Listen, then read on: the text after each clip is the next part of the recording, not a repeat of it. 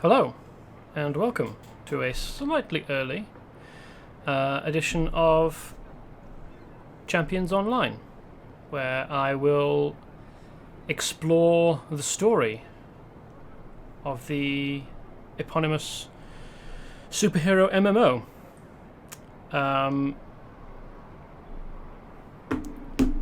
Last week we helped some scientists who had been mutated by something over at a lab. I don't think the story ever actually told us what had mutated them.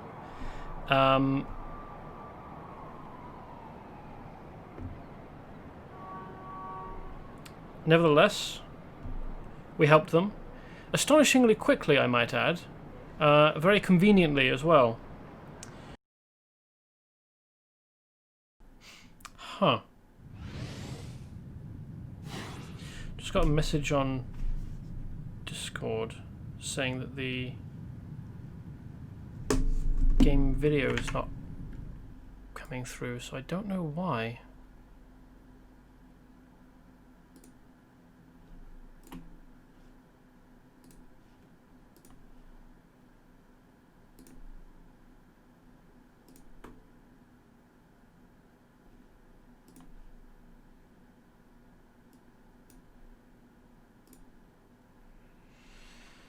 That's a problem. I don't know how to sort it out.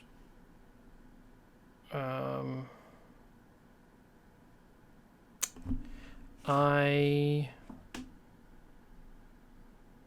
think I will try turning it on off and on again. So I will be I'll be right back.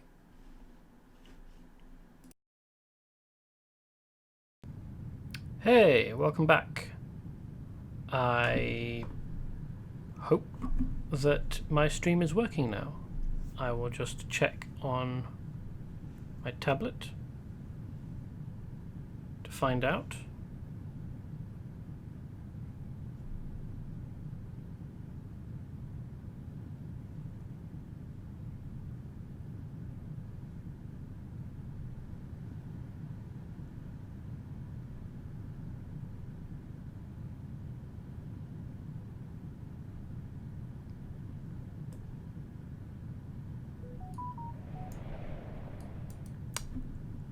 It is. Splendid. Or it certainly seems to be. Well, that was unfortunate, but we're back now. Thankfully, not very much happened in the last half hour. I rescued some police officers from being thrown in the Detroit River, none of whom apparently could swim. I also destroyed some alien QLAR weaponry to prevent it from falling into Black Ace's hands. I spent a long time, quite a lot of time, talking about the various goodness and badness of levels of the gangs of the city. Suffice to say, at the moment, I think the Purple Gang, or the new Purple Gang, is currently at the top in terms of badness because of the amount of destruction they've brought to the city and how much they had intended to. Below that is probably the Cobra Lords, because they are hurting a lot of people.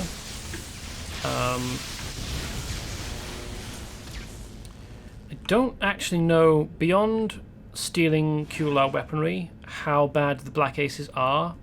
Certainly, because the gang we discovered recently has changed hands, I don't know how bad they used to be for a gang that's basically an expansion on the idea of the gang as it existed in Stanley Kubrick's Clockwork Orange. So, I mean, they might have been awful previous to the takeover and are now just kind of alien thieves, which brings the awfulness down quite a long way.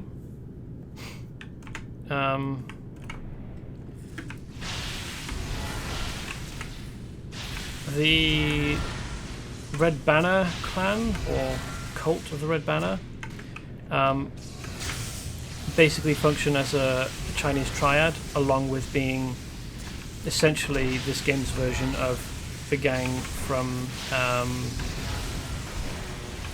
Big Trouble in Little China, complete with a rip-off of Lopan by the name of Haipan, who we will be fighting later. We actually saw him earlier in one of the first missions of the game.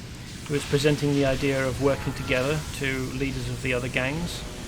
And that's the first time we saw him. And I think the first time we saw any of the gang leaders. The next we saw was Kevin Poe when he was trying to set up to set off a psychic bomb that would have remotely lobotomized people within the bomb's radius. After that we fought Zoe Loft, who was leader of the Maniacs, who the Maniacs, what they've been up to is attacking and breaking out people from the local prison, the prison that's situated inside the city, which I kind of don't think is a good idea, especially if you're storing superpowered criminals there and high violence criminals like hired killers. I feel like I'm forgetting one. Maniacs. Oh yes, the Cobra Lords. Frank Zaretti, who has been having the Cobra Lords run illegal underground superhuman fighting tournaments. I don't know how much damage they might have been doing to the city. I mean, other than just being a gang,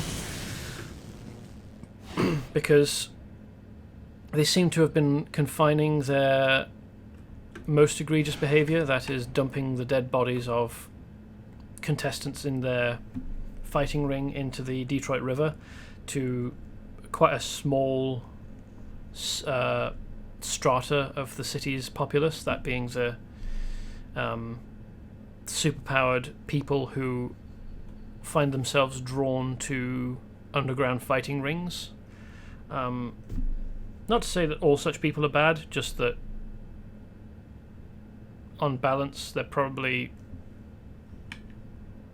not all sub-stories who are doing this just one last fight to pay for their kids' surgery or whatever. Probably a lot of them are just there because they like blood sport.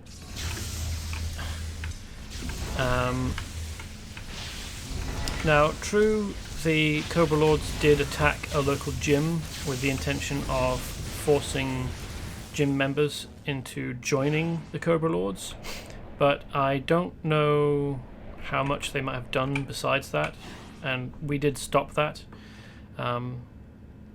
So I think below the New Purple Gang at the top, there's probably the Red Banner Gang, because they function as a Chinese triad, and I mean, we saw them and we stopped them running a protection racket, and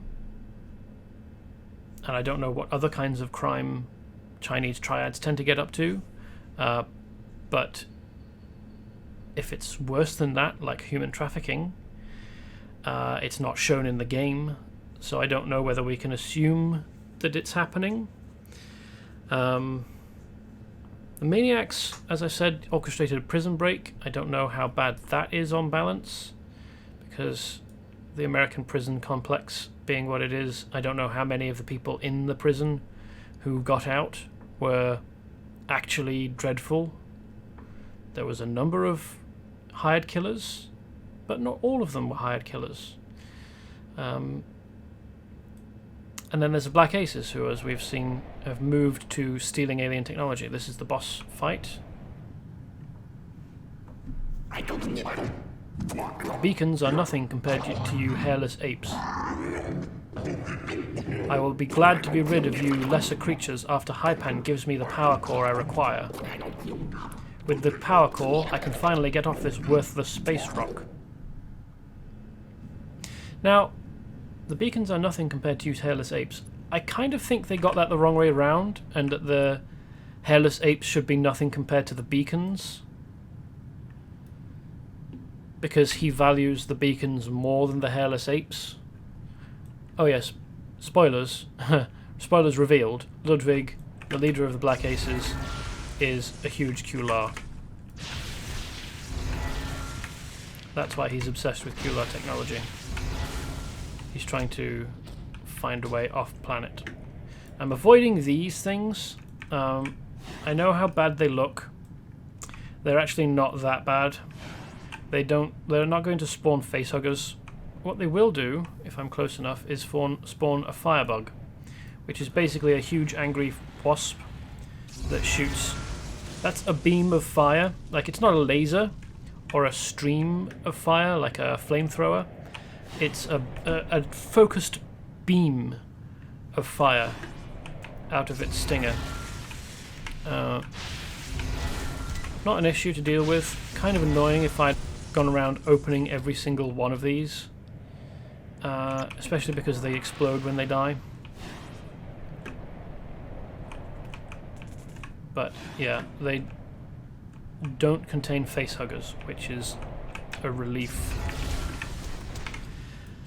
Not totally clear on the life cycle of Kular. Like, maybe the firebugs pupate into full Kular, like bipedal, quadruped Kular. Like, that would be an odd life cycle if we're assuming they're like insects on Earth, but they're alien, so who knows. Anyway, cleared the mobs. Let's deal with Ludwig, who is a supervillain, but isn't that difficult to deal with. Yeah. Don't stand in the fire. Which is difficult when the fire follows you around. There we go. That wasn't even hurt. That's going to be largely thanks to the premium gear I've got equipped. You could expect to have taken some amount of damage from that fight, although I am playing the game on normal rather than hard or elite, purely for the purposes of not having to pay much attention to it whilst I'm playing, so that I can talk.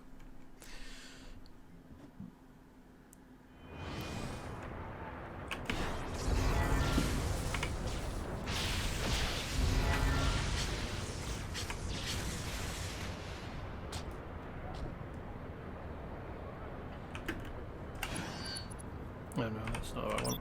This is what I want. Let's hide that because it's not a story mission. And then fly back to Socrates to hand in the mission. I think we're almost done, actually.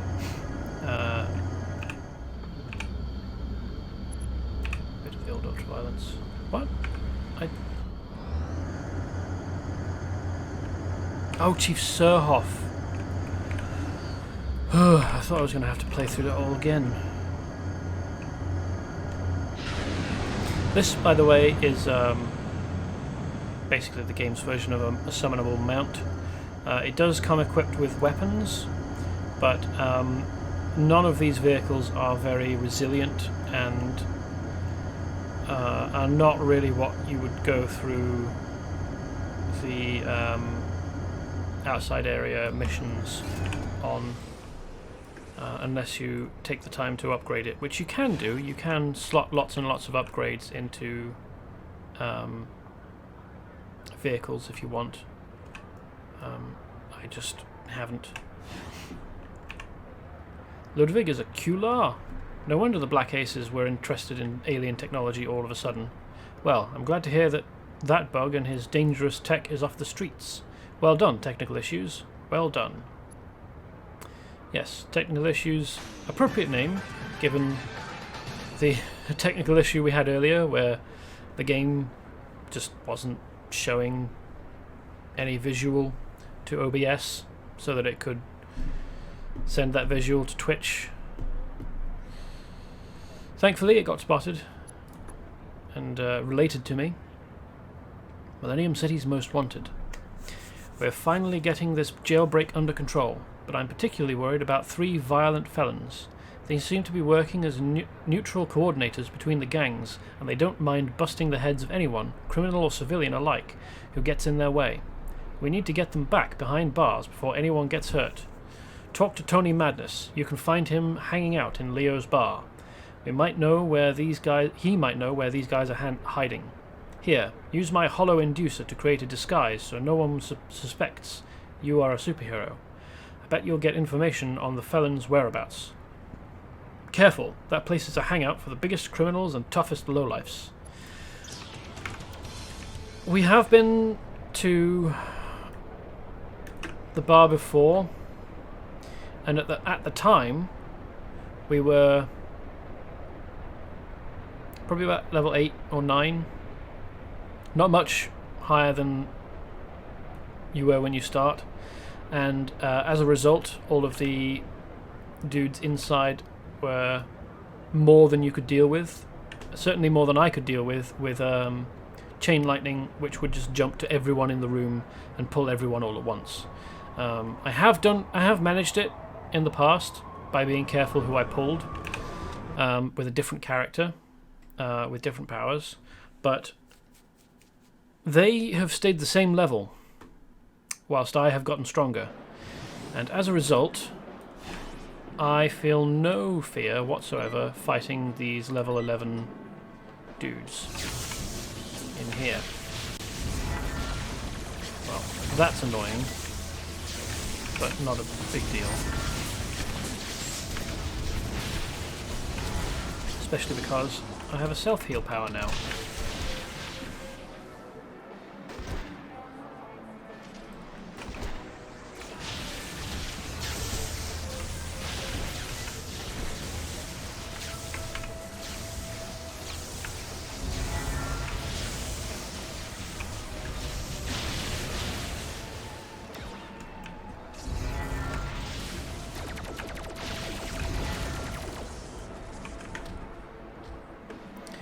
So when Surhoff claimed that these were the toughest lowlifes, or whatever it was, biggest criminals, biggest criminals and toughest lowlifes, yeah, that doesn't really speak very much to the strength of supervillainy in the city. Anyway, they're dealt with. Tony Madness. Yo, what's up, player? Yeah, okay. You sure look cool. Slumped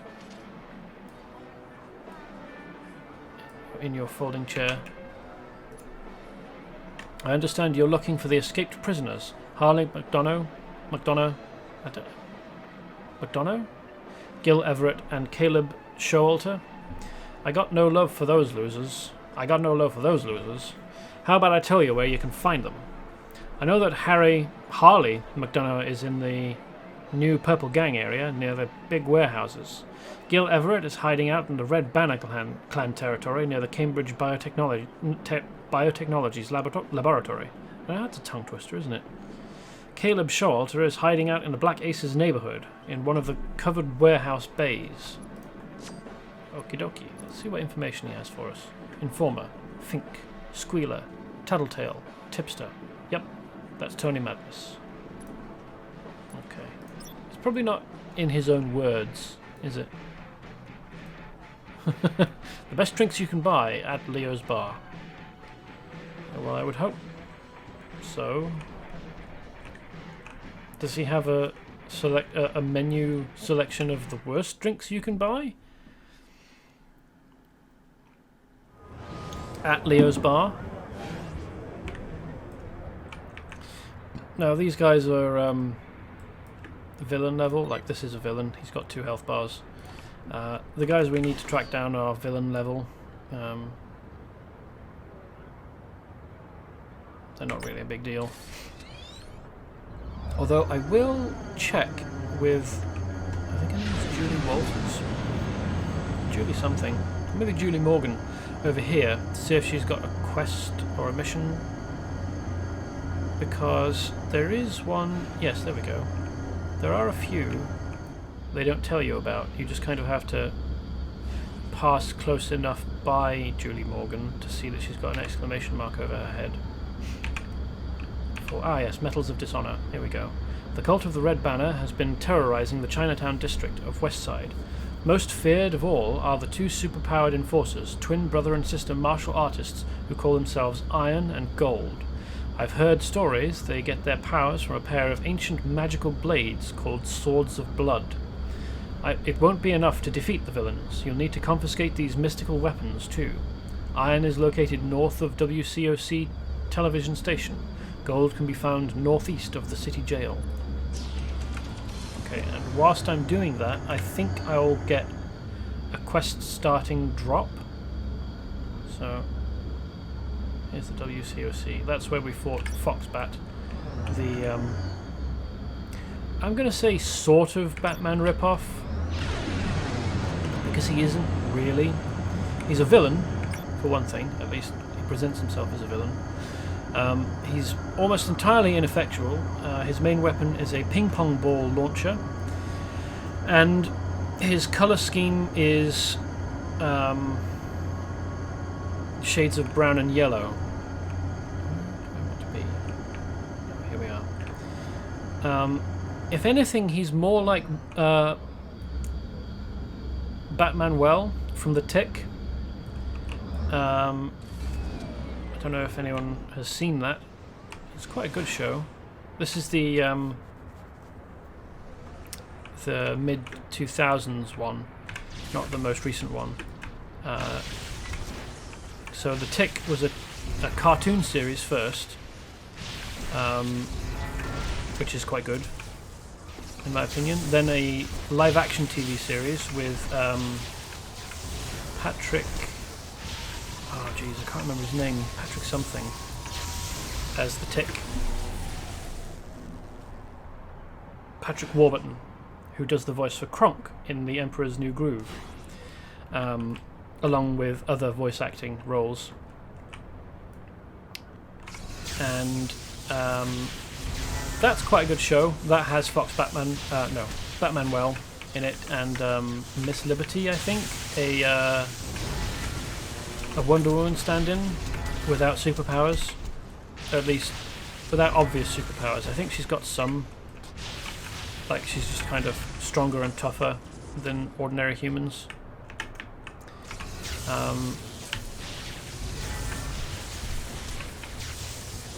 Right, we were talking about where we'd fought villains.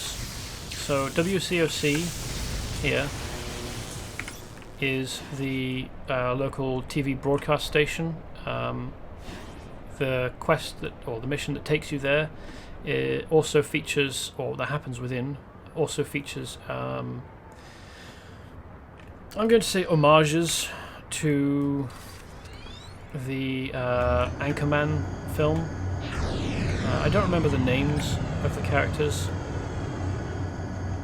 Rob Mahogany is the Ron Burgundy stand-in.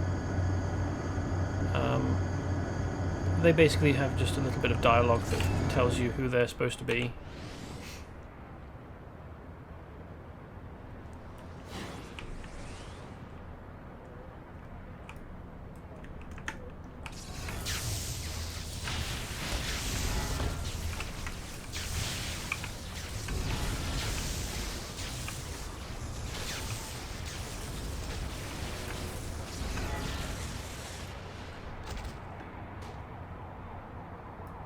I've said before that it's possible to recreate almost perfectly virtually all of the enemies, well, any character in the game. There are some powers that you can't get, like the spear throwing one. that some of these guys use. And there's a radiation power that you just can't get. It's not available.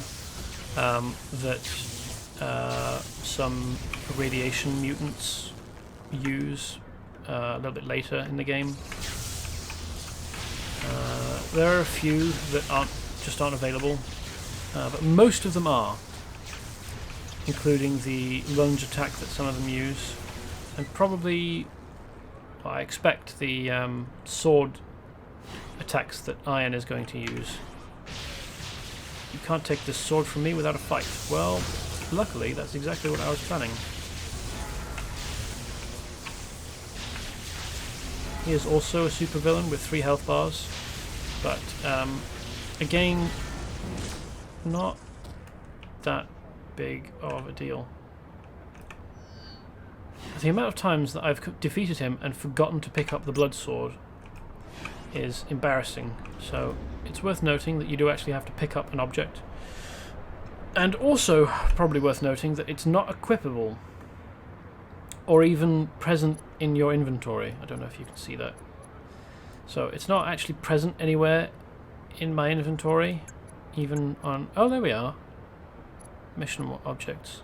A powerful sword carried by only the most powerful of the Red Banner cult members. Yeah, that doesn't really tell me much, does it? Also, doesn't indicate what kind of properties it has as a magical weapon.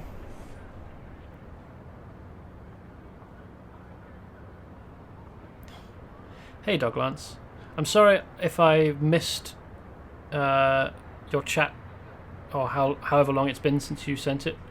I'm looking at chat on my phone because I can't work out a way to get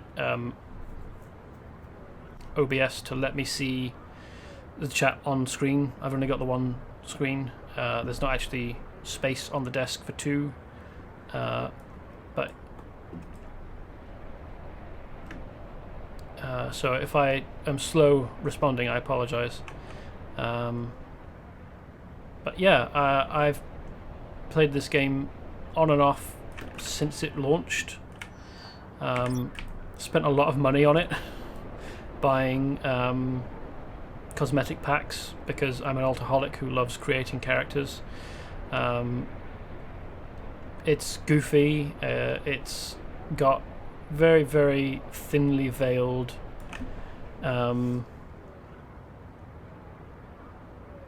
yes, I'm using OBS.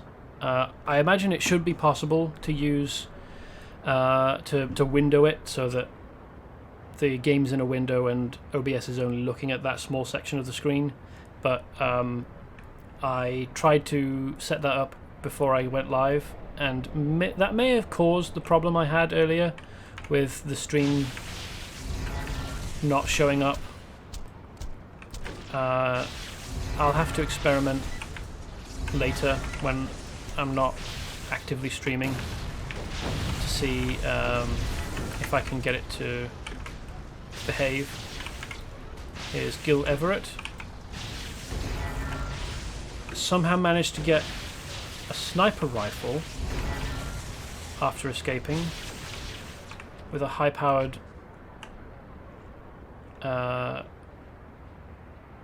optic. Next we will fight Gold in here. I wonder what gang thinks they own these buildings.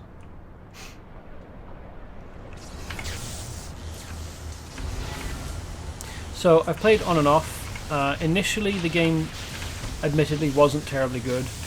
I don't think... Ooh, here we are. This is what I was hoping for. That'll open up a quest. The game wasn't terribly good. I also wasn't very good at playing it. I didn't read power descriptions, so I didn't know that it was possible to have a slotted passive that increased your damage, for example, like this electric form here.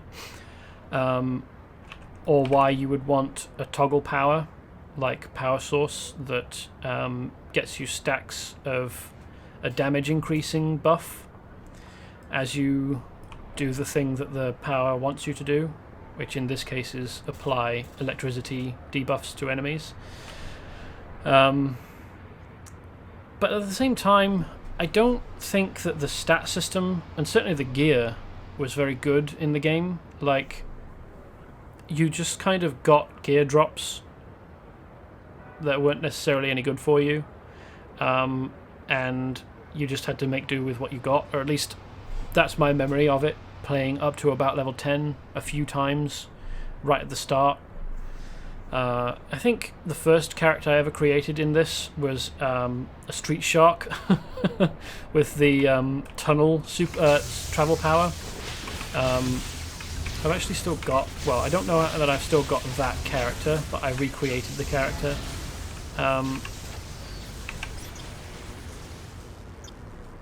And I think part of the issue with the game was that... Let's pick up this quest. I'll talk about what I think part of the issue with the game was after I've read this. From the clue you found, it seems that a red banner cultist has stolen a mystic relic that Primus was transferring from the desert. He plans to sell it to the evil organization known as Demon. Now this is all very convenient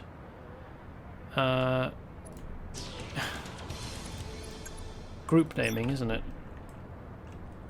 So I think part of the issue was that one of the guys working on City of Heroes left City of Heroes because he wasn't able to do what he wanted with the game there. Like, the rest of the devs weren't letting him create the game he wanted, so he left and created this, which had lots of problems and almost failed because he was creating his vision, which it turns out wasn't very good. I don't know what happened to him after that, but they presumably got rid of him and cleaned up the game because it's much more functional now. Even though I think that whoever owns it at the moment, Cryptic maybe, isn't really doing anything with it, which is tragic in my opinion, because it's got a lot of potential. Like, they could be creating loads of end game stuff, and they could be creating new missions, and they certainly could finish expanding and creating some of the things that are kind of present in the game but not accessible. Like, so there are hideouts which are personal areas that you can go to, which contain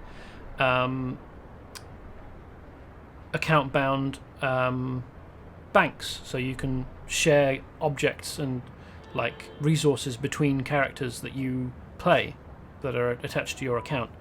But in that there are some doors that lead nowhere.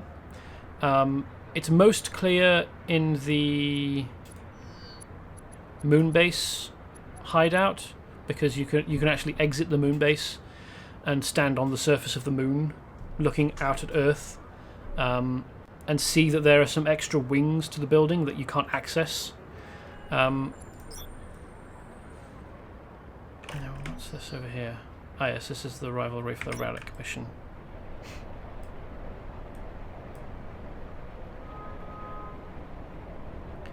And it would be nice if Cryptic, or whoever it is that owns the game, could devote some resources to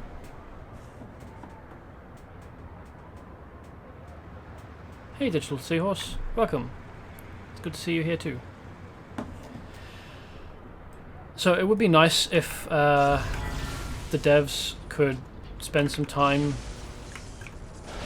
and resources to expand on things that were planned for the game but never got completed, at least, even if they don't add more missions and stuff. But there is a small but living community playing the game. These guys are kind of bad news. This is the first time we see them, but they turn up later in a huge mission. They're kind of dreadful. They require human sacrifice.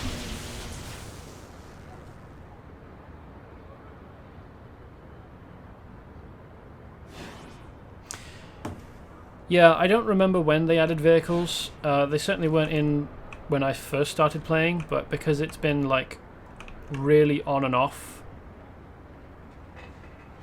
Oh, cool. I had a technical issue earlier, Seahorse, when I first started the stream tonight and played about half an hour without any visual feed from the game because something happened with OBS. Thankfully, some people let me know. Sonix, I don't know if he's still here, but he let me know. He messaged in the chat and also on Discord, one of the Discord groups that I'm a member of. So thanks to him for letting me know. I could spend a little time in the Moonbase hideout, but I hadn't intended to when I started because the stream is ostensibly about exploring the story or stories that the game is telling, and the hideout isn't one of them. But I guess I'll go there and show what it's like. So the corpse of the cultist is at the right location for the sale you found out about, but it looks like his only payment was a painful death by some kind of magic spell. There's no sign of the stolen relic he was selling, but he drew a rough map on the ground in his own blood, showing the assailant's escape route to the southeast. It's still fresh. You may be able to catch the killer and recover the amulet. Thankfully, these demons are very stupid and have only just noticed me.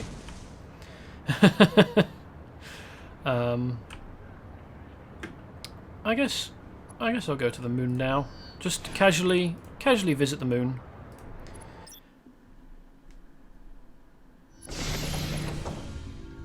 There's lots and lots of customization options.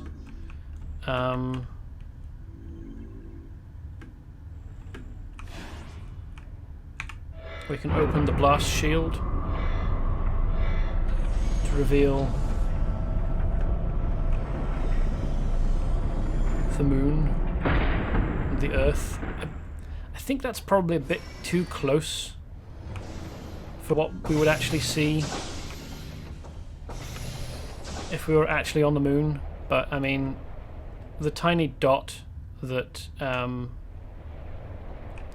you would actually see if you were really on the moon probably wouldn't be visible against the star field. So this is, as I mentioned, the clearest you can see the areas that they had intended to include or build on, but didn't. So I'm not quite sure what this was supposed to be, but I think over here with the training area was supposed to be like a respecking area, probably a place where you could retrain your character. There's even a dude in a spacesuit out here, and because this area here is the tailor where you can change your costume, and because you are technically close enough to count as being near to the tailor, you can change your costume whilst you're outside the moon base. But probably the most entertaining part about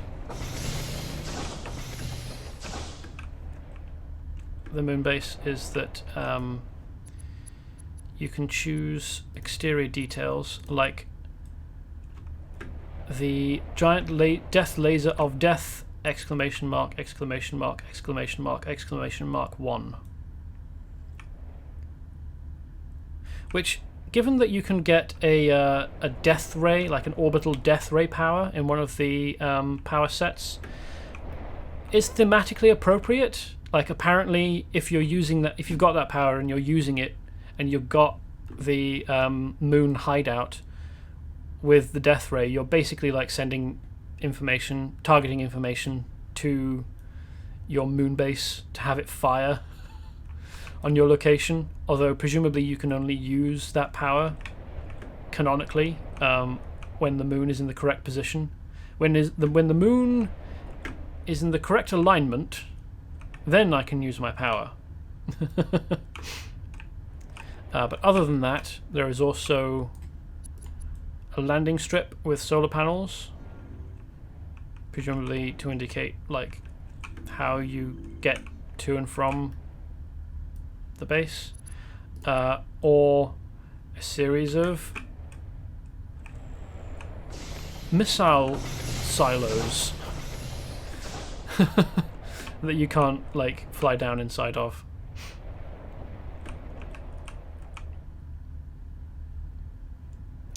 The screen goes black and white like that because I'm right next to the edge of the zone, not because my character is almost suffocating, even though she doesn't actually have any breathing apparatus.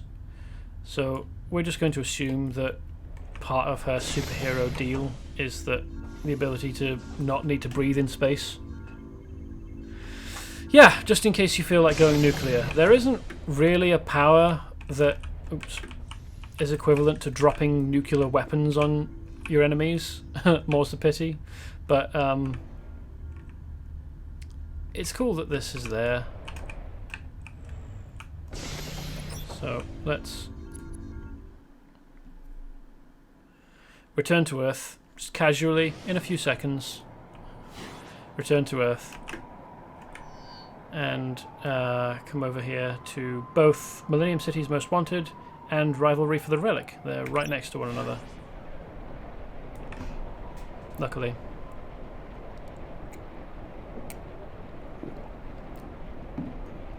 I'm not sure what role Primus is supposed to fulfill.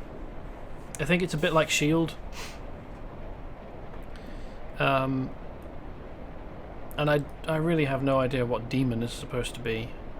I'm sure the game will tell me, or tell us, what the acronym is, but basically they're evil arcane guys. There's also Venom. Is it Venom or Cobra? I forget which. Who are snake-themed villains who use technology, and also are a little bit mystical about the whole thing. Like later on we'll see that they've got like a snake relic with which they can summon a snake demigod.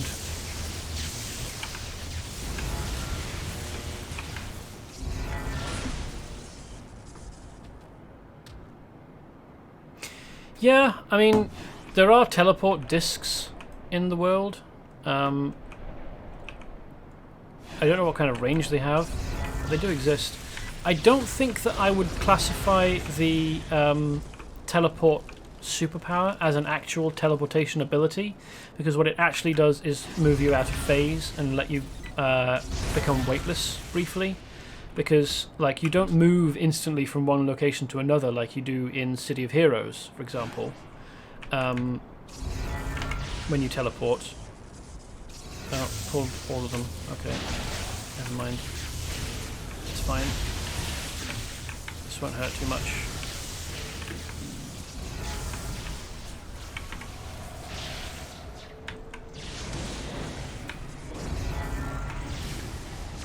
Ordinarily I would block that attack because it is a life drain ability that heals her, but I deal enough damage that I could just wipe her out. So I don't, as I was saying, I don't really classify Edomic Amulet, the teleport power in this game, as an actual teleportation ability. It's more of a phasing ability. This twisted amulet doesn't feel right, as if it was squirming into new shapes whenever you're not looking at it. What could be so important about it to set demons against demon?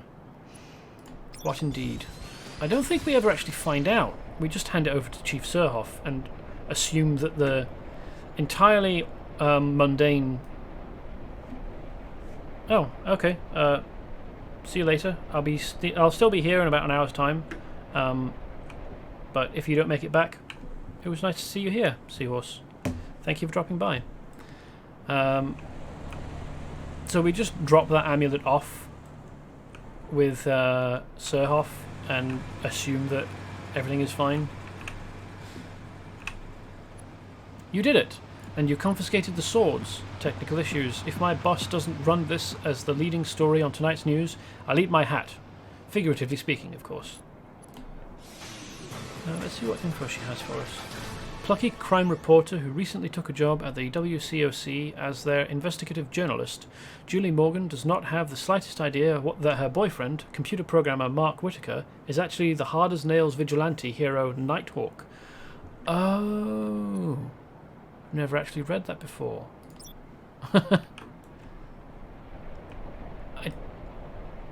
Have we met Nighthawk? I think we do meet him later. Certainly we meet people claiming to be Nighthawk and beat them up because they're doing villainous things. And there's a lady Nighthawk who, now that I think about it, might actually be Julie Morgan. Anyway. The Edomic Amulet. Socrates just delivered a report from Primus about the theft. Looks like you uncovered the sale just in the nick of time, technical issues. It makes me wonder, though, why all this trouble over this thing? I'll owe you big time after this. Yeah, okay. We've also completed that one. Good work rounding up those 3 violent repeat offenders. Trust me, those lawbreakers won't see the light of day until I am old enough to retire from the MCPD. And I don't plan on leaving the MCPD for a long dang time. Okay. I mean, I don't know how old he's supposed to be. He looks like he's going grey. Certainly in this, he's got wrinkles. Oops. I think I was accidentally pressing a button there.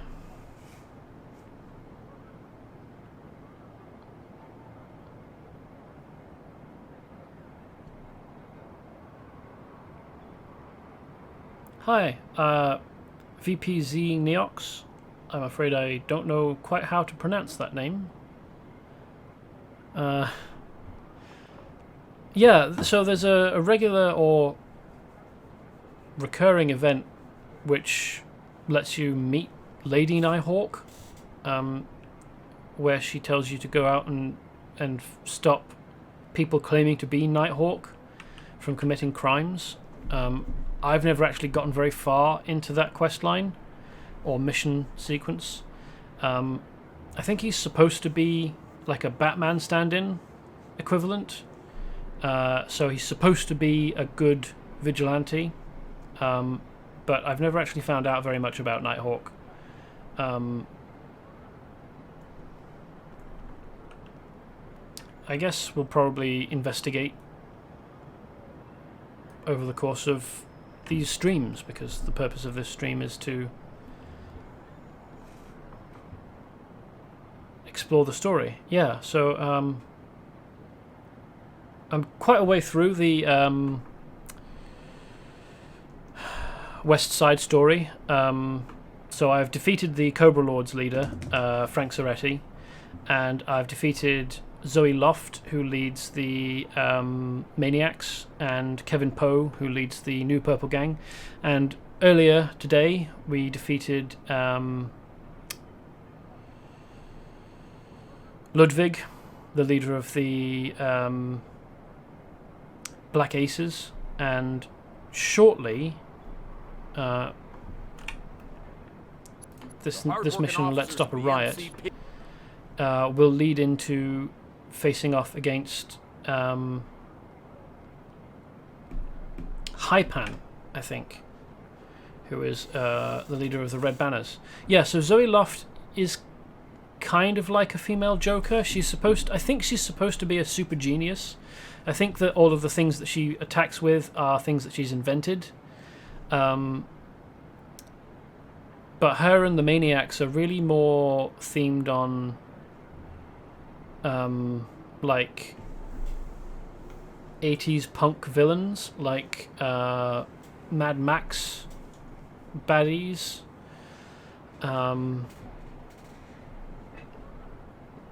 More than the Joker is. I mean, she has got face paint on, and she does have like a clown design on her face paint, but she's really much more punk than the Joker is.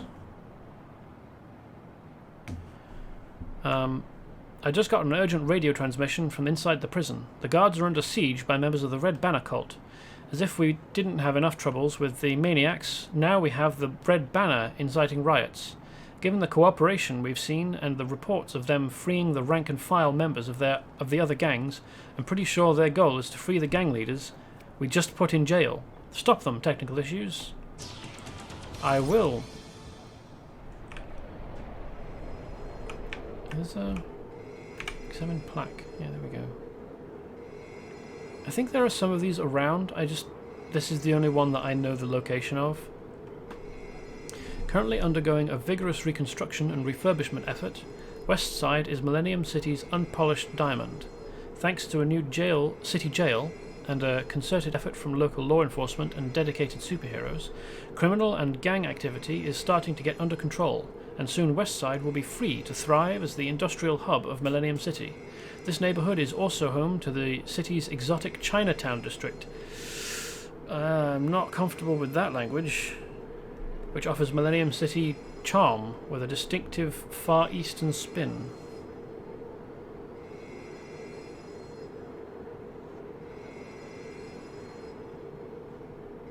Yeah, I usually don't pay much attention to the game's like lore when I'm playing, but I decided there's lots of fun references in the game, and it is telling stories, not like an overarching story that I've noticed that has a run through from the whole level experience, but it is telling stories, and I enjoy the game a lot, so I figured let's pay some attention to the stories that the game is trying to tell.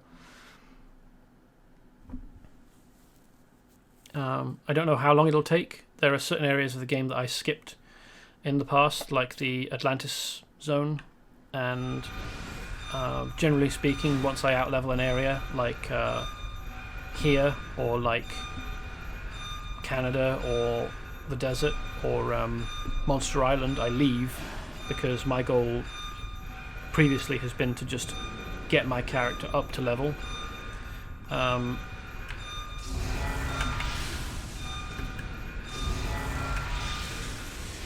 Luckily, I don't actually need to move very far to attack these guys, because if I cross, I think, this line here, these jail cell doors will open and start spewing mobs. So to avoid that, I'm just going to fly into one of the corridors. Luckily, they just run out into the central area there without actually like following me or running to where I am. I think the very first time that I played this mission, I was completely unprepared for it, and also hadn't really built a very good character, and just got absolutely bodied by all of the mobs that ran out, because I think I was playing a melee character, so I just lunged straight at the two dudes here and pulled absolutely everybody. Now we help the guards, who surprisingly, well, maybe not surprisingly, for a prison riot, haven't been killed. They've just all been knocked over, I guess.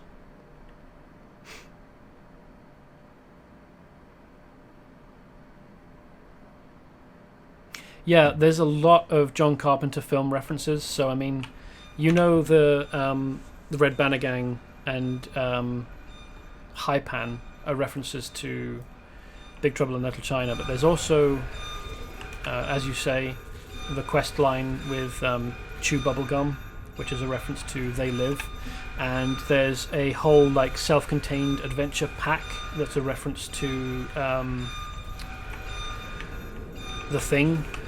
It has you go to, well, Canada, so not the Arctic Circle, but it's still a snow environment with scientists in a research lab struggling to find which of them is actually an alien in disguise. I don't think quite so many people die during that, because the rating of the game is not 18 plus.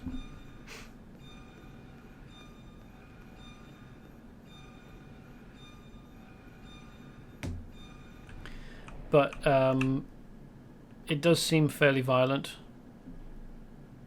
Now, I knew, because I've played this loads, which of the officers I needed to help up in order to get the security key from, because I played this loads. But I'm the kind of weirdo who likes helping NPCs in games, because to me, they're an in-game representation of real people, and I am not the sort of person who enjoys hurting real people, so I don't hurt NPCs. I try to help or heal them when I can. So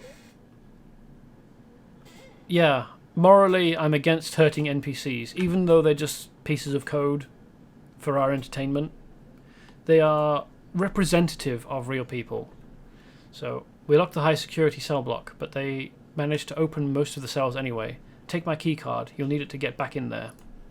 Yeah.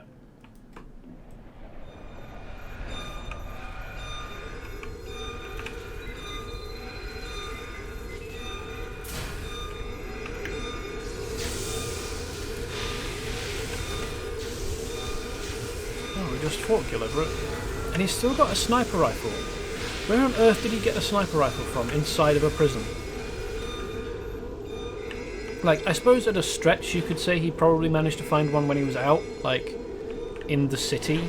But it was certainly confiscated from him. And I don't think that the prison wardens would have had high-powered sniper rifles.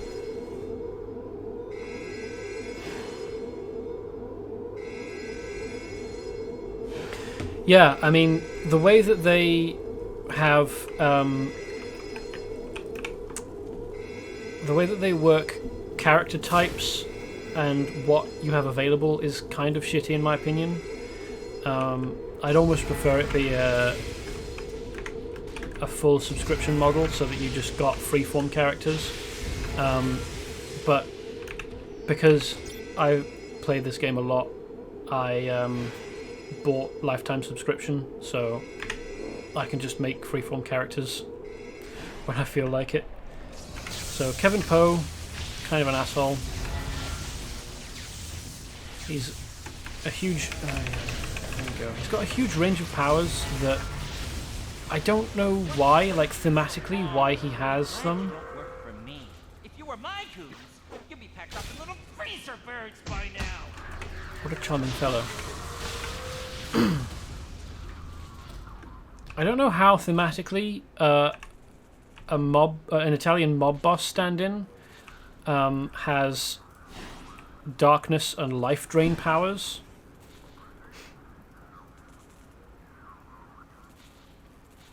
Oh yeah, you can buy individual freeform slots. You don't have to stick with the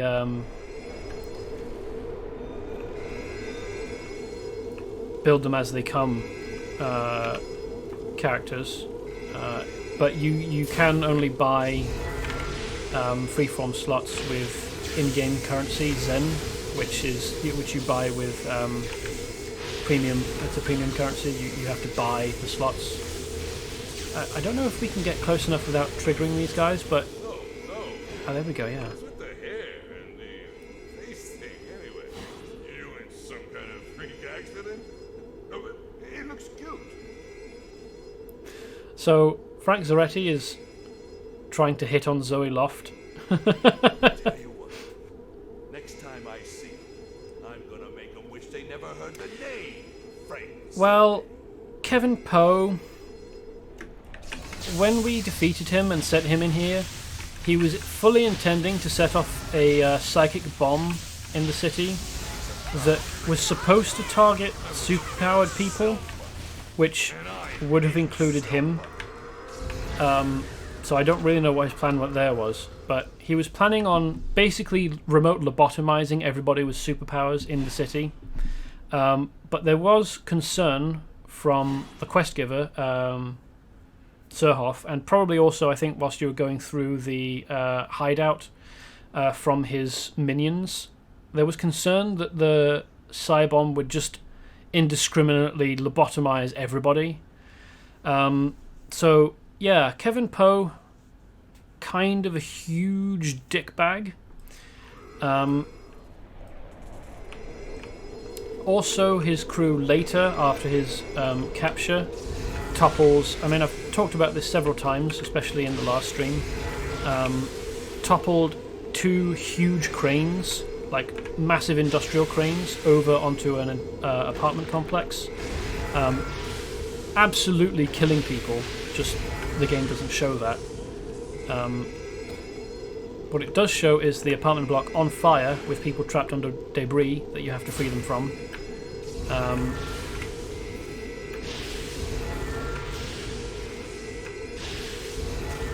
I actually rate the New Purple Gang as the most violent and destructive, basically the worst gang in the city, based on the things that they do. Like, I don't know why he's bothering. I mean, we defeated him pretty handily, like, not very long ago. I don't know why he's bothering to fight, so he's trying to run away now. Let's see if we can get in position before he does. Yes, just about. So if we stand here, on guard, we can be in the cutscene. I demand you release me at once. I came through on my half of our bargain. I promise. I send you now to come here.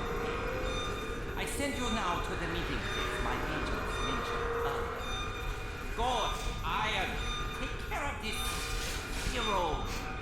Yeah, I don't know why they're hoping to achieve anything here either. I mean, I defeated both of them not long ago, like within the last half hour really, and stole their magic swords. So, quite what they hope to achieve together. Well, quite what they hope to achieve even together, I'm not clear on.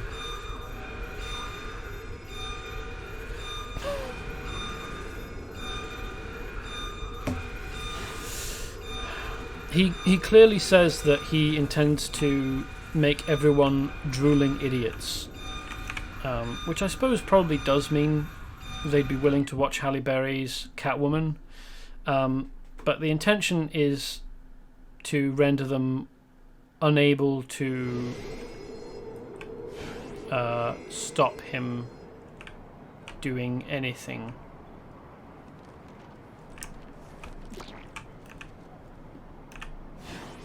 We have Gold and Iron in custody, thanks to you, technical issues.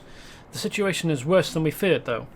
Questioning of the Red Banner members you took down has revealed that the gang leaders of Westside have come together to summon something powerful to their side tonight.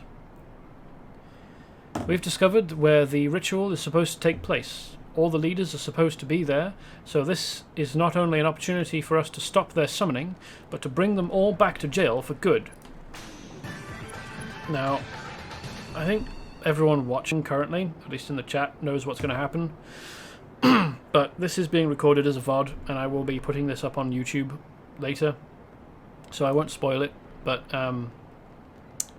things don't go very well for the other gang members. Thanks to your help, we've discovered what's going on with the strange activity around here. Hypan, leader of the Red Banner cult, has organized the gangs of Westside for the purpose of summoning a spirit called the Death Dragon. Now, I'm no mystic, but anything that has the words death and dragon in its name can't be good for you, me, or the citizens of Millennium City.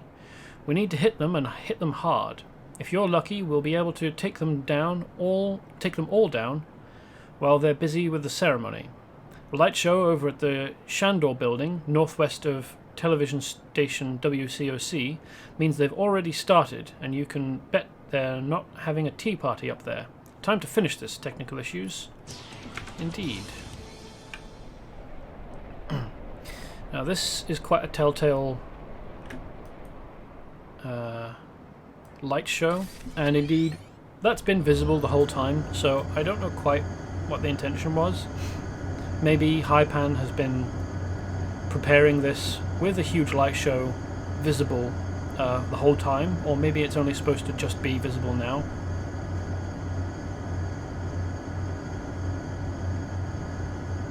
Yeah, it's always bothered me that you can't do anything about that. Like, you definitely just beat him, and he doesn't run very quickly. Now, I'm just thinking, does Shandor sound anything like the name of the building in Ghostbusters? The first Ghostbusters. I can't remember what that building's name was. I want to look that up now.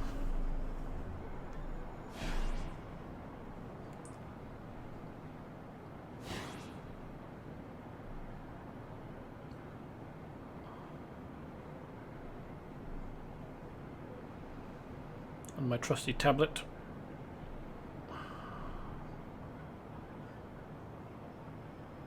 Because it sounds like, I mean, it's been a few years, I think, since I've watched Ghostbusters. But it does sound a bit like the name of the building, or at least the architect who built the building that the main plot happens in.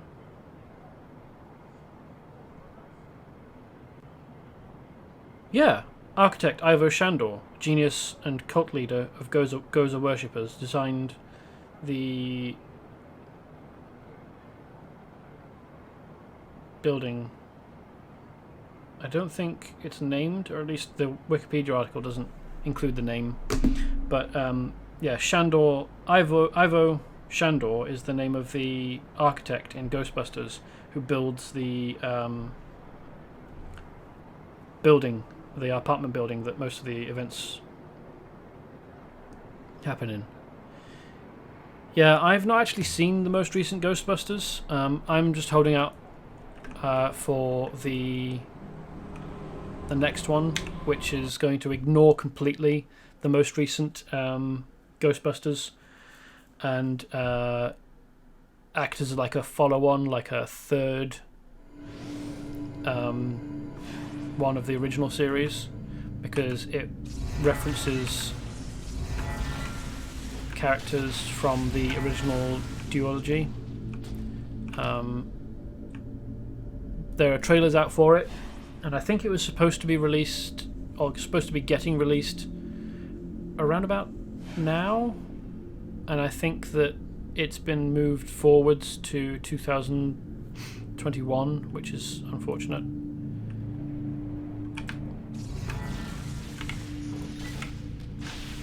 Now, given that I have very AoE happy powers that tend to spread, I wonder how easily I will be able to deal with these guys. Because my worry is that I will pull the whole room.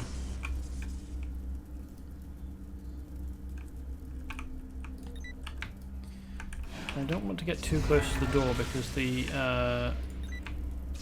cutscene will start when I get close. Certainly within, you know, past the... Ooh, I can launch it from here. Let's see what that does. That's going to start irritating lots of people, but hopefully not the whole room. It's just ignoring me. That's convenient.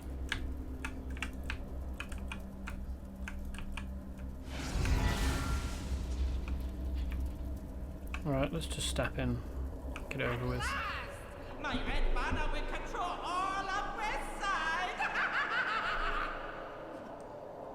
Come forth, great dragon! I summon thee!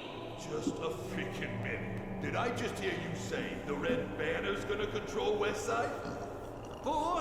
My red banner now has the power and means to control all of West Side! This means, of course, that our plans no longer require Let me out of here! Bow now to me, or suffer the same fate as your former master. He's just here. I should be able to shoot him. I can target him, but apparently he's not a valid target.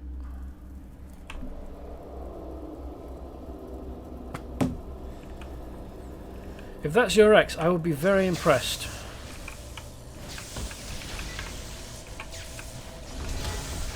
That's got to be some major surgery, or at least an expensive fursuit.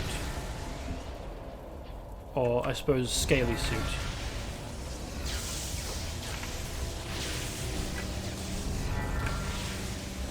I've mentioned before that it's possible to almost entirely recreate most enemies or most models used in the game because they used character builder costume pieces. So it is actually possible to recreate the Death Dragon as a player character. You can't get quite that big, or at least not initially. I think there is a way.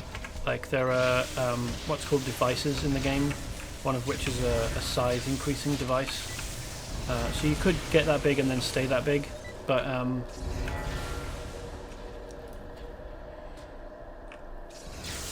I know that I've previously created a character that looked basically the same, but thematically the diametric opposite, because I'm playing a superhero and the Death Dragon is clearly a villain. Although,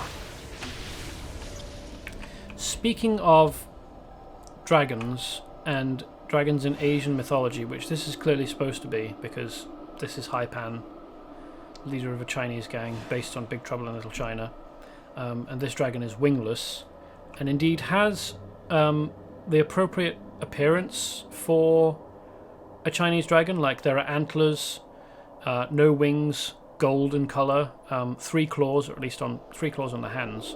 The feet have 4 claws, not including the. I don't know if I can get close enough with that. Oh no, I pulled him. Okay, never mind. So he's got a digitigrade foot with a claw on the back, a bit like an eagle. Yeah, you can get enrage stacks with one of the powers. I know how it works. I don't want to go into detail explaining how the powers work because on stream, because that's not really what I'm aiming to do with the stream, and you could spend hours talking about power interactions. Aside from that, I'm not an expert on powers in the game. I use builds that other people come up with because I know I'm not very good at it. But like, let me see. Oh, he doesn't have toes on the back. Okay, but on the hands, that dragon, the Death Dragon, does have 3 claws plus a thumb, which is correct for Chinese dragon. The way that you can tell Chinese dragon is that it's serpentine, doesn't have wings, has 3 claws, antlers, and usually a mane of some kind. So it wasn't possible, certainly at the time, to create a mane for the character of the Death Dragon in the game when it was made, but it might be possible now, and that was clearly supposed to be. He hasn't even run all the way out yet. Like, I certainly should be able to kill him. At least take him down.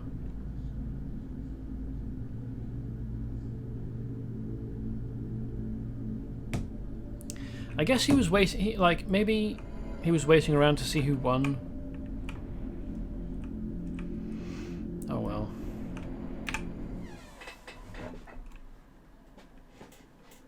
We're basically done with West Side now. Like, that's all the missions you can get for the area, I think.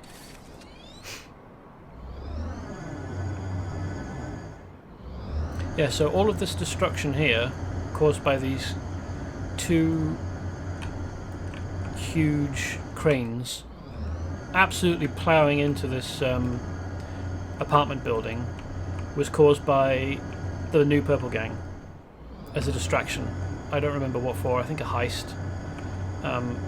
So for this reason, and for their intent to set off a psychic bomb that would have lobotomized everyone within, you know, whatever the blast radius was of this location, so like half the city. For those reasons, I count them as the most destructive, most violent, worst gang in the city. And as a result, I don't especially care how much damage my character may or may not be doing to them with her electricity powers.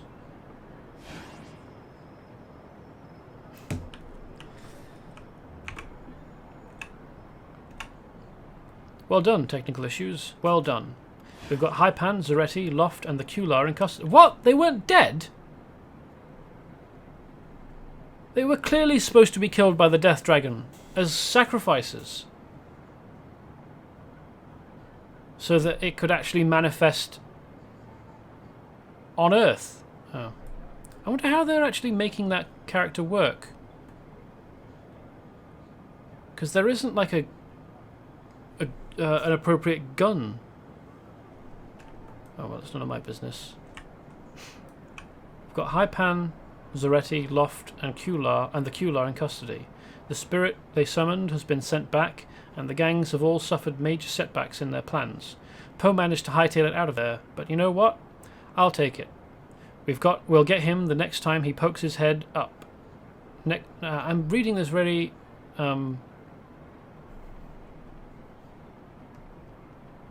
brokenly. I apologize, but I'm not familiar with the text. I haven't rehearsed it, and it's a little bit difficult to read properly at this distance, at this scale. Anyway, now I know for sure we can take back West Side. Thank you, technical issues. And I have to choose one of these. And there isn't like an alternative reward, so sure.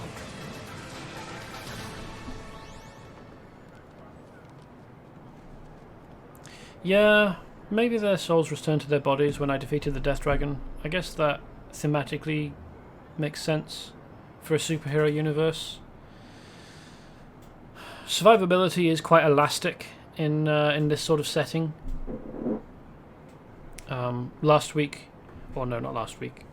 Last time I streamed a couple of days ago, we rescued some scientists who had been mutated. Awfully conveniently, it was awfully easy to return them to human form. I went on at length about it at the time, so I don't think it's necessary to recover the ground. But technical issues. The champions just received a distress message from the Force Station Steelhead in Canada. It was rather garbled, but I distinctly made out the words blizzard, zombies, and Kigatilic. They knew you've been a tremendous help here in Westside, and I agreed. And I agree. You're just the person they need out there in Steelhead. There is a helicopter standing by near the jet pad to take all available heroes to Steelhead. If you can help, I'm sure Justicar, or Justiciar, will be glad to see you. Yeah, there's an extra Justiciar. I always read this as Justicar, but sadly the actual name isn't quite as fun. Oh, well, I'm glad to have you here. I hope you swing by next time. I stream 8 to 10 GMT, or, well, we're on British Summer Time at the moment, so it's GMT +1. But in 2 days' time, we go back, we come off British Summer Time, so shortly, in the next few days, we will be on GMT again. So I stream 8 to 10, Monday, Wednesday, Friday, PM. And I'll just be continuing to explore the story for as long as the game has it, which could be a number of months at the rate that I'm going. Yeah, I usually went to Steelhead, if only because I can't really stand the irradiates in the desert because their rad sling ability. Thanks. The rad sling ability. One of the attacks of the enemies in the desert area is difficult to avoid and hurts a lot. Which was a bigger deal when I was building characters even worse than I do now. Like when I was first playing the game, I was dreadful at building characters, so none of them were very survivable. But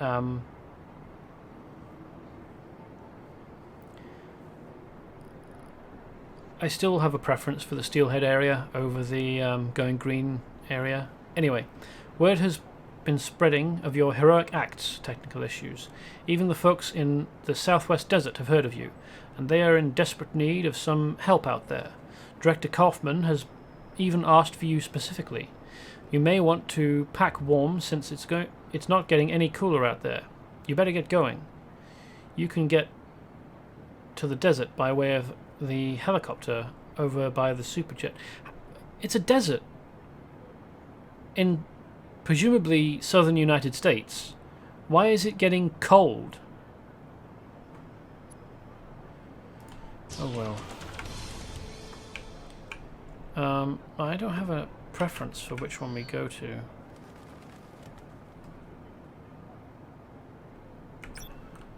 I suppose we've only got 15 minutes left.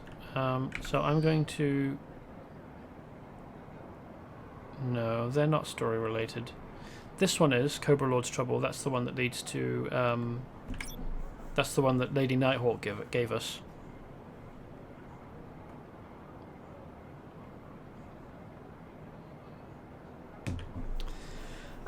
Strength wouldn't really synergize with the powers I'm using. I'm using Ego, which is the range damage stat.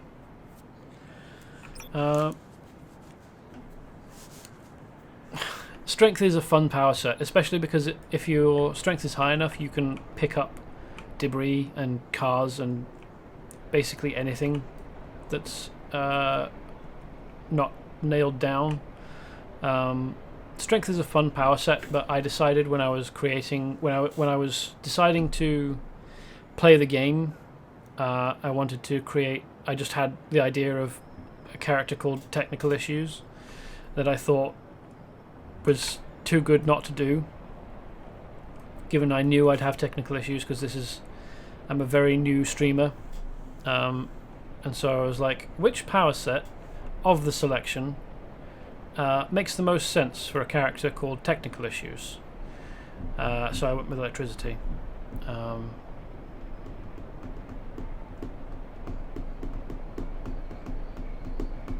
Maybe if I was using a strength character, I'd be a little bit more survivable, like not as squishy as I am. But I'm fine. Now, apparently this is where we're supposed to go to. But I think it is also possible to travel to both the desert and... Oh no. Oh yeah, there we go. Travel to Canadian Wilderness, travel to Southwest Desert. What do you want? Hi, Technical Issues. If you've got some time, would you head over to the Until building? Superhuman villain activity is up globally, and the special projects are looking for some superpowered volunteers to help our people tackle the issue. The Until building is just south of the Champions building. The world needs you. Are you up to the job? All of the adventures that you get sent on from the Until building take like 2 hours solo. So I will do them, but not right now because I wouldn't be able to complete them in 15 minutes, 10 minutes. Each adventure pack is a standalone adventure pitting you against world-class supervillain threats. Adventure packs can be played at any level between 11 and 40 and can be played solo or as part of a team. Adventure packs are free. To start an adventure pack, visit Until HQ, east of Renaissance Center. What is Until? Until is the United Nations Tribunal on International Law. That's a bit of a reach. I mean, it's a fair enough acronym, but how does that have anything to do with superhero crime? Since the 1960s, Until has served as the UN's global police force for dealing with superhuman crime. But what does Tribunal on International Law have to do with... Oh, never mind. I guess they just needed an uncle's reference. I'm sure there's a quest title that's The Man from Until, like The Man from Uncle.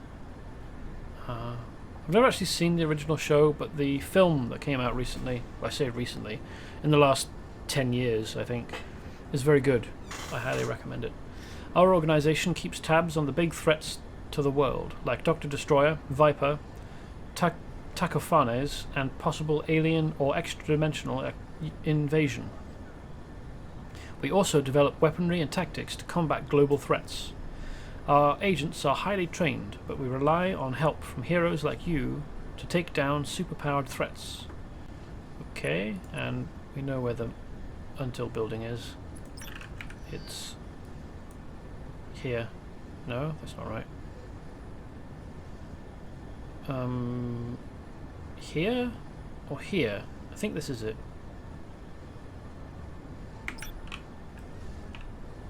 Anyway. So now I need to decide whether to go to the desert or to the frozen Canadian north. Well, this one seems like the most urgent, and it's also the top on the list, and the one I prefer. So we'll go there first.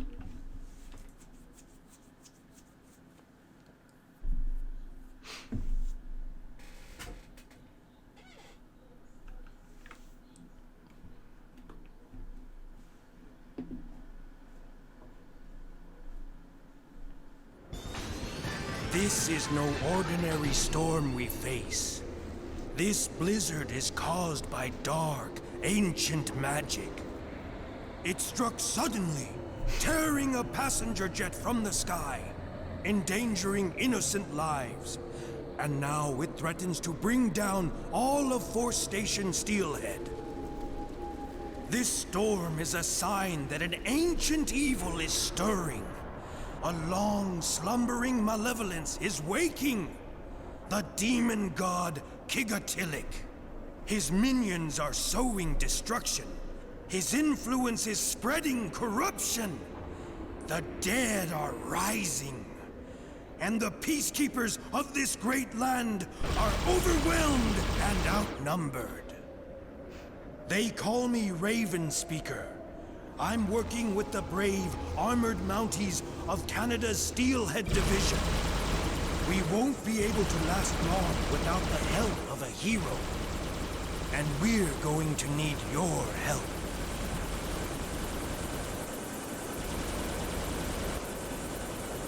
Now he said that Kigatilic was an ancient evil that has slumbered for a long time, and I'm sure I remember the quests mentioning that he has been woken up relatively recently, like in the 60s or 70s.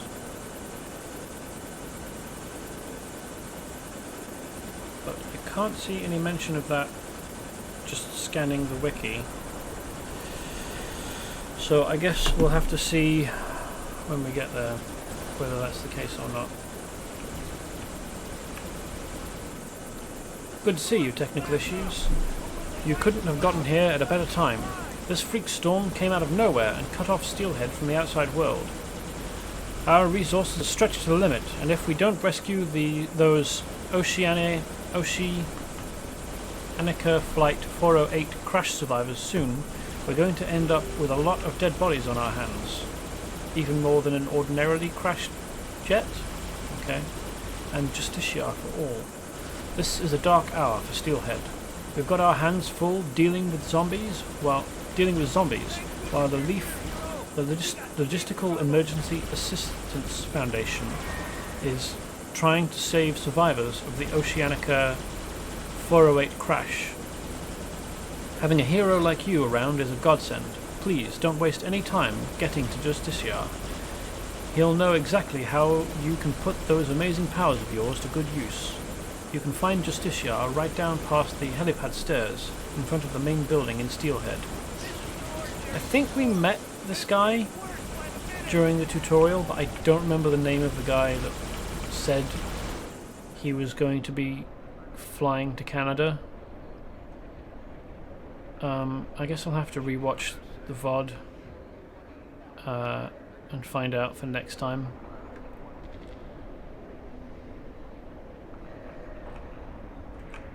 She's a bit underdressed for the Canadian North. Snowstorm. But I guess she's a superhuman. Yeah, I think Ravenspeaker is a hero, but currently what he's doing is stopping the blizzard from just completely blowing across Steelhead. Like, he's doing something up here with his big glowing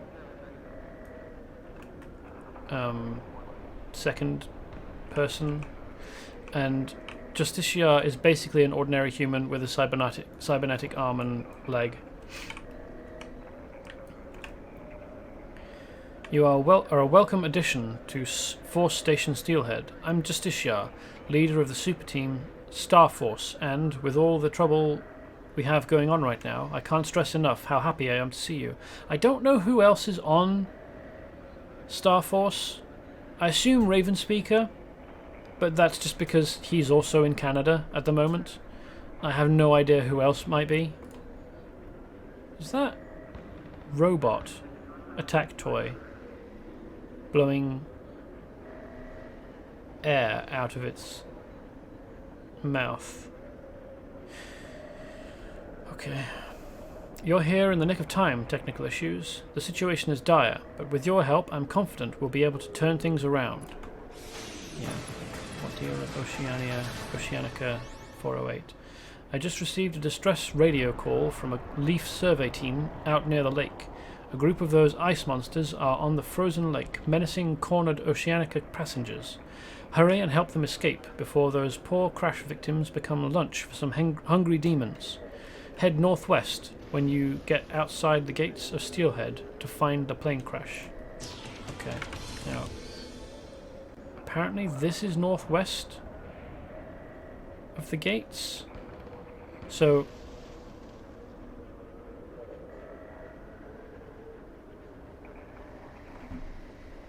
I mean, it's slightly north, but it's mostly west. I'm not clear on... Oh, this is supposed to be north. Okay. It doesn't read like it.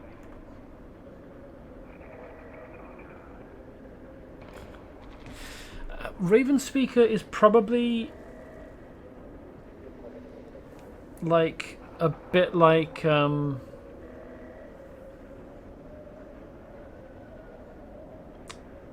Scarlet Witch, maybe, but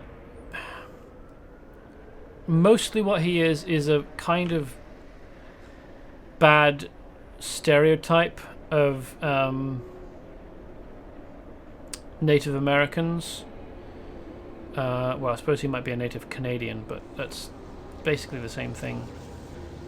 And I don't know that much about fringe DC and Marvel superheroes who... This storm is the result of magic. Dark, demonic magic. Like... He's probably based on a character that I just don't know very much about because I am not an expert on comics. Like, I enjoy them, I read them a lot, or I used to certainly, and I like the mainstream stuff, but I'm not an expert on all things comic. Now, Ravenspeaker probably is a reference to... in fact, he's probably an amalgamation of several different heroes from both DC and Marvel. But mostly what the game is going for in terms of feel is like Silver Age comics, so like 80s, 70s and 80s stuff. And I have not read many comics from that period, and they came up with a lot of ideas then that have not been recycled. Yeah, he's probably a bit like Storm, but he's definitely magic based. He's not just someone who controls weather. Because he sends you on missions to ritual circles that he's set up personally. Phew, I thought those crazy beasts were going to tear me apart. Lisa, let's get the heck out of here. Torn from the sky. I managed to survive that crazy crash landing. Now I've got to deal with these crazy monsters. Help me get someplace safe. So this is an escort mission. There are quite a lot of enemies between him and the end point, so I'm going to have to stick with him. I know that usually I end at 10, but I've just found him, and I'll escort him to safety. Then, sorry, hiccups, then leave.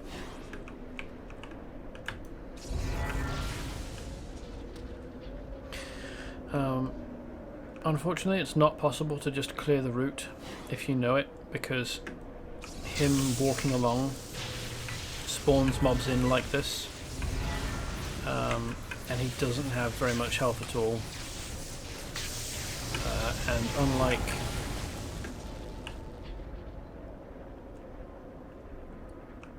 Li Chin, I think, who we rescued last stream, he can't fight for himself.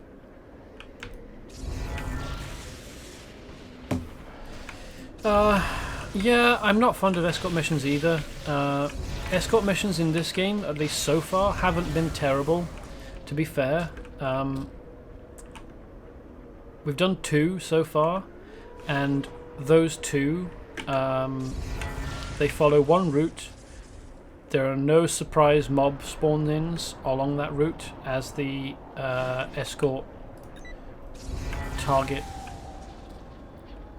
walks it, so you can just clear the route and then wait for them at the end. And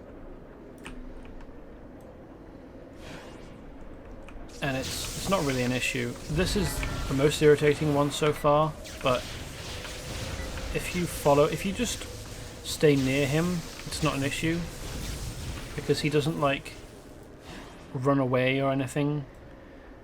He just cowers in place, so you don't have to wait for him to come back to the route and then continue. And it's been relatively short as well, so it's not... Compared to other very bad escort missions, this is not the worst, but it is also not the greatest. Anyway, that was a brave thing you did, rescuing that pilot. He's been through quite an ordeal today, but thanks to you, I'm sure he'll be fine in no time. Well, that really depends on how resilient he is psychologically, but hopefully he'll be fine. Hi, Memo. I'm just about to finish. But I appreciate you dropping by.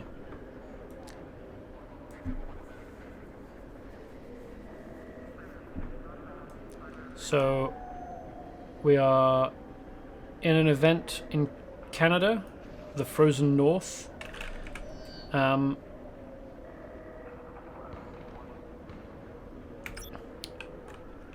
This would have followed directly on from the tutorial, or the desert area. you could have chosen to come to this one of the two when the game was first released. They've changed it around a lot, so we're entering at level 16 rather than level 6. But this is more or less unchanged until you complete the tutorial. Oh, not the tutorial. Until you complete the scenario and remove the storm clouds. This is basically unchanged since the game launched. It's just had the levels of all the monsters upped a bit by about 10. But yeah, I'll be continuing Wednesday, 8 PM to 10 PM GMT, or well, GMT +1 because we're still technically on British summertime, and will be for another couple of days, I think. I'll be tweeting and posting on Facebook about when I'm about to go live, and I'll provide a link when I actually do go live. So for those interested, I'd appreciate them turning up again, and I'll see you again next time.